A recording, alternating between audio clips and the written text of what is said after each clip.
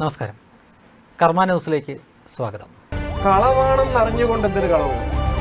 ഷേക്സ്പിയറുടെ ഒരു പ്രയോഗമുണ്ട്, അവനവനോടെങ്കിലും സത്യസന്ധത പുലർത്തുക എന്നതാണ് പരമത. അത് വളരെ പ്രധാനപ്പെട്ട. നിങ്ങൾക്ക് ലോകത്തെ മുഴുവൻ പറ്റിക്കാം, നിങ്ങളെ പറ്റിക്കാം. എം സ്വരാജാണ് CPMന്റെ ബുദ്ധിജീവി, ഒരുപാട് പുസ്തകങ്ങളൊക്കെ വായിക്കുന്ന മനുഷ്യൻ എന്ന ഒരു ഇമേജാണ് അദ്ദേഹത്തിന് സഖാക്കളുടെ ഇടയിലുള്ളത്. ഭയങ്കര അറിവുള്ള വ്യക്തിയാണ്. ഇപ്പോൾ ഇരുന്ന് പറഞ്ഞു കേട്ടില്ലേ, കള്ളമാണെന്ന് അറിഞ്ഞുകൊണ്ട് എങ്ങനെയാണ് നിങ്ങൾക്ക് കള്ളം പ്രചരിപ്പിക്കാൻ പറ്റുക? നിങ്ങൾക്ക് ലോകത്തോട് മുഴുവൻ കള്ളം പറയാം, പക്ഷേ അവനവനോടെങ്കിലും സത്യസന്ധനായിരിക്കണ്ടേ എന്നൊക്കെയാണ് ഡയലോഗ്. അല്ല സ്വരാജേ, ഇത്രയൊക്കെ പറയുന്ന ആൾക്ക് ഇന്ന് രാവിലെ ഒരു പോസ്റ്റ് ഇട്ടപ്പോൾ അറിയില്ലായിരുന്നോ അത് കള്ളമാണെന്ന്? ഒരു കൊലപാതകം നടന്ന് ഒരു സഖാവ് കൊല്ലപ്പെട്ടു, കൊന്നത് മറ്റൊരു സഖാവ്. പക്ഷേ ആരാണ് എന്താണ് എന്ന് അറിയുന്നതിന് മുമ്പ് തന്നെ അത് RSSന്റെ ചുമലിൽ കെട്ടിവെക്കാൻ വേണ്ടി താങ്കൾ എന്തിനാണ് ആ പോസ്റ്റ് ഇട്ടത്?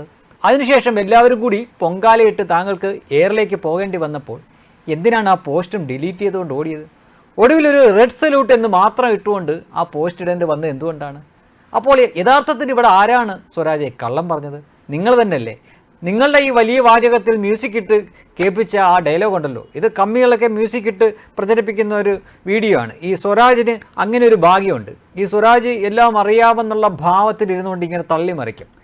അങ്ങേയറ്റം കപടനാണ് ഈ വ്യക്തി. അത് പറയാൻ എനിക്കൊരു മടിയുമില്ല. കാരണം നിങ്ങൾ ഇതുവരെ ശ്രദ്ധിച്ചിട്ടില്ല എങ്കിൽ ഇനി മുതൽ ശ്രദ്ധിക്കുക. ഈ വ്യക്തി ഒരു ചാനൽ ചർച്ചയിൽ വന്നിരുന്നാൽ, എവിടെയെങ്കിലും പ്രസംഗിക്കുന്നുണ്ടെങ്കിൽ ഇദ്ദേഹത്തിൻ്റെ സ്വന്തം വാചകങ്ങളല്ല അദ്ദേഹം പറയുന്നത്. അദ്ദേഹം ഒരു വാചകം പറഞ്ഞു തുടങ്ങുമ്പോൾ അതിൽ അറിയാവുന്ന ഏതെങ്കിലും പ്രശസ്തനായിട്ടുള്ള ഒരു വ്യക്തിയെ കോട്ട് ചെയ്യും.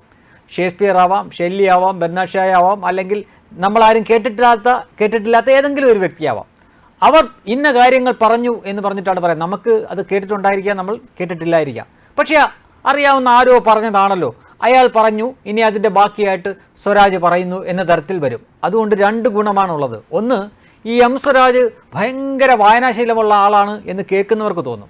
രണ്ടാമത്, ഇയാൾ പറയുന്ന പൊട്ടത്തരമാണെങ്കിലും അതിന് വിശ്വാസത കൈവരികയാണ്. കാരണം അറിവുള്ള ആരോ പറഞ്ഞു വെച്ച കാര്യമാണല്ലോ സ്വരാജ് പറയുന്നത്. ഇത് തന്നെയാണ് ഞാൻ പറഞ്ഞത്, അങ്ങേയറ്റം കപടനാണ് ഈ വ്യക്തി. ഇത്തരം കാര്യങ്ങൾ പറയുകയും ചെയ്യും, എന്നാൽ മുത്തുച്ചിപ്പി ലെവലിലുള്ള കാര്യം പറഞ്ഞ് മണ്ടത്തരം കാണിക്കുകയും ചെയ്യും. മറ്റൊരവസരത്തിൽ ഇതേ വ്യക്തി തന്നെ ഭഗവാൻ ശിവൻ്റെ സേനയാണ് ശിവസേന എന്ന് പറഞ്ഞിട്ടുണ്ട്. അതൊരിക്കൽ ശിവസേന വിവാദത്തിലായപ്പോൾ ഈ ശിവസേന BJPയുടെ കൂടെയൊക്കെയാണ് എന്ന ധാരണയിൽ ഇദ്ദേഹം പറഞ്ഞു വെച്ചതാണ് ശിവൻ്റെ പേരിലുള്ള സേനയാണ് ശിവസേന എന്ന്.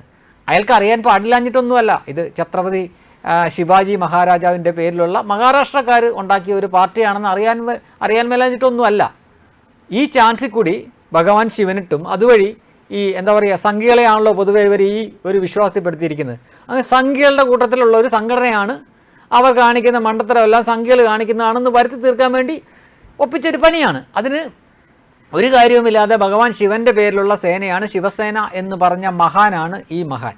ആ മഹാൻ ഇങ്ങനെ ഇരുന്നുകൊണ്ട് ചർച്ചയിൽ വന്നാലും എവിടെയെങ്കിലും പൊതുപരിപാടിക്ക് വന്നാലും പ്രസംഗത്തിലുമൊക്കെ ഇങ്ങനെ ഭയങ്കര ആംഗ്യ വിക്ഷേപമൊക്കെ കാണിച്ചുകൊണ്ട് ഓരോന്ന് തള്ളിമറിക്കും. ഇതിൻ്റെ അറ്റവും മൂലമൊക്കെ വെട്ടിയെടുത്തിട്ട് ഈ കമ്മികൾ എന്ത് ചെയ്യും, ഇത് എഡിറ്റ് ചെയ്ത് അതിനകത്തൂടെ മ്യൂസിക് കടത്തി ഇതേപോലെ കയറ്റി ഇട്ട് കൊടുക്കും.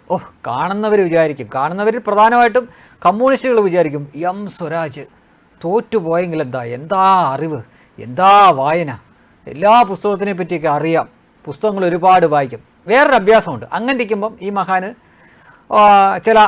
വേറെ ചില വിക്രിയകൾ കൂടിയുണ്ട്. മനുഷ്യരാരും കേട്ടിട്ടില്ലാത്ത ഏതെങ്കിലും പുസ്തകത്തിൻ്റെ പേര്, ഏതെങ്കിലും വ്യക്തിയുടെ പേരിലുള്ള ആ പുസ്തകം ആരുടെയെങ്കിലും കയ്യിൽ ഇതിൻ്റെ കോപ്പി ഉണ്ടോ എന്ന് ചോദിച്ചുകൊണ്ടൊരു പോസ്റ്റ് ഇട്ട് കളയും.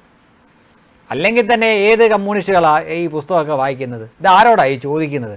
ഒരു ഉദാഹരണം ഞാൻ കാണിച്ചുതരാം. ഇത് 2017-18 ഇട്ടൊരു പോസ്റ്റാണ്, നോക്കിക്കേ. ഈ പോസ്റ്റായിട്ടിട്ട ഏത് കമ്മ്യൂണിസ്റ്റിൻ്റെ കയ്യിലാണ് ഈ പുസ്തകം ഇരിക്കുന്നത്? അതിന് ആ ഇംഗ്ലീഷിലുള്ള അക്ഷരം വായിക്കാൻ അറിയാവുന്ന ഏത് കമ്മ്യൂണിസ്റ്റാണ് അവരുടെ കൂടെ ഉള്ളത്? അപ്പോൾ ഞാനെന്തോ വലിയ സംഭവമാണ്, ഞാനെന്തോ ഭയങ്കര അറിവുള്ള വ്യക്തിയാണ്, നിങ്ങളെക്കാൾ വ്യത്യസ്തനാണെന്ന് അറിയിക്കാൻ വേണ്ടിയിട്ട് ഈ എം സ്വരാജ് കാണിക്കുന്ന അഭ്യാസങ്ങളാണ് ഞാൻ ഈ പറഞ്ഞതല്ല. ഇത്രയും ഈ വ്യക്തിയെപ്പറ്റി പറയേണ്ടി വന്നത് ഒരു സിനിമയിൽ കുഞ്ചാക്കോബാബു പറയുന്നുണ്ട്, രണ്ടും കൂടി ഒരുമിച്ച് വേണ്ട എന്നൊരു ചൊല്ലുണ്ട്. ഇത്തരം കാര്യങ്ങളൊക്കെ പറയുകയും സത്യാനന്തര കാലം, ഇപ്പം ഏറ്റവും കൂടുതൽ ആ വാക്ക് ഉപയോഗിക്കുന്നത് എം സ്വരാജാണ്, സത്യാനന്തര കാലം. അത് കള്ളമൊക്കെ പറഞ്ഞതിന് ശേഷം ഈ സത്യമൊക്കെ അപ്രത്യക്ഷമായതിനു ശേഷമുള്ള കാലം എന്നാണ് ഉദ്ദേശിക്കുന്നത് തോന്നുന്നു, അറിയില്ല. ഇവരിങ്ങനെ ഓരോ വാക്ക് പറയും, എന്താണെന്ന് ദൈവം തമ്പുരാന് തന്നെ അറിയാം അതിൻ്റെ അർത്ഥം. അതിന് പോസ്റ്റ് ട്രൂത്തും എന്നും കൂടെ പറയും. സ്വരാജിനൊക്കെ ഇതുപോലുള്ള വാക്കൊക്കെ പറഞ്ഞിട്ട് അങ്ങ് പോയാൽ മതി. ഈ നമ്മുടെ പാവം ലുട്ടാപ്പിയെ പോലുള്ളവരാണ് പെട്ടുപോകുന്നത്. അവർ ഈ പോസ്റ്റ് ട്രൂത്ത് എന്ന വാക്ക് അവർ ഉച്ചരിച്ച് വരുമ്പോൾ അത് വേറെ ആയിപ്പോവും, വേറെ അർത്ഥം, എനിക്കത് പറയാൻ പറ്റുന്നില്ല, ഒരു മോശം അർത്ഥമായിപ്പോവും. കുട്ടികളുള്ള വേദിയിൽ പോലും ഇവർ ഈ വാക്ക് ഉപയോഗിക്കുന്ന കേട്ടിട്ടുണ്ട്. അത് അന്തം വിട്ടുപോയി. ഞാനതൊരു ഒരിക്കൽ അത് കേൾക്കാനിടയായി. അതുകൊണ്ടാണ് പിന്നെയാണ് ഞാൻ മനസ്സിലാക്കിയത് അത് പോസ്റ്റ് ട്രൂത്ത് എന്നുള്ള വാക്ക് അവർ പറഞ്ഞു വന്നപ്പം ഒന്നിച്ചു പോയി അതൊരു മറ്റൊരു മോശം അർത്ഥമായി. അപ്പോൾ എന്താണ് പറയുന്നത്, എന്തിനാണ് പറയുന്നത് എന്ന് ബോധമില്ലാതെ ഇതേപോലുള്ള സ്വരാജ്യമാർ ഓരോന്ന് പറയും. എ റഹീമിനെ പോലുള്ളവർ അത് ഏറ്റുപിടിച്ചിട്ട് മറ്റെവിടെയെങ്കിലും പോയി പറയും, തേയുകയും ചെയ്യും. എന്തിനാണ് സ്വരാജയെ ഈ ബുദ്ധിജീവി നാട്യമൊക്കെ? ഇപ്പോൾ തന്നെ താങ്കൾ പറയുന്നു കള്ളമാണെന്ന് അറിഞ്ഞുകൊണ്ട് തന്നെ എങ്ങനെയാണ് കള്ളം പ്രചരിപ്പിക്കുന്നത്? താങ്കൾ രാവിലെ ചെയ്തത് 100 അല്ല 200 അല്ല 1000% കള്ളമായ കാര്യമാണ്. ഒരു കൊലപാതകം നടന്നു, കൊന്നത് സഖാവ്, ചത്തതും സഖാവ്. അത് RSSകാരൻ്റെ മണ്ടയ്ക്ക് കള്ളമല്ലാതെ എങ്ങനെയാണ് താങ്കൾക്ക് അത് പ്രചരിപ്പിക്കാൻ പറ്റുന്നത്? RSS ആണ് എന്ന തരത്തിൽ എത്ര നേതാക്കൾ, നിങ്ങളുടെ കൂട്ടത്തിലുള്ള എത്ര MLA മാർ, XMLA മാർ, വക്താക്കൾ ഇത് ഏറ്റുപിടിച്ചില്ലേ? അപ്പോൾ കള്ളമായിരുന്നല്ലോ 100%. എന്നിട്ട് മാറിയിരുന്ന് മ്യൂസിക് വിട്ടിട്ട് ഇതുപോലെ തള്ളിയാൽ മാത്രം മതിയോ? ഇരട്ടത്താപ്പാണ്, അങ്ങേയറ്റത്തെ ഇരട്ടത്താപ്പാണ്. ഞാൻ പല വീഡിയോയിലും ആവർത്തിച്ചത് ഒരിക്കൽ കൂടെ ആവർത്തിക്കുകയാണ്. കള്ളം പറയാനും ഭക്ഷണം കഴിക്കാനും വേണ്ടി മാത്രമാണ് ഇവറ്റകൾ വാ തുറക്കുന്നത്.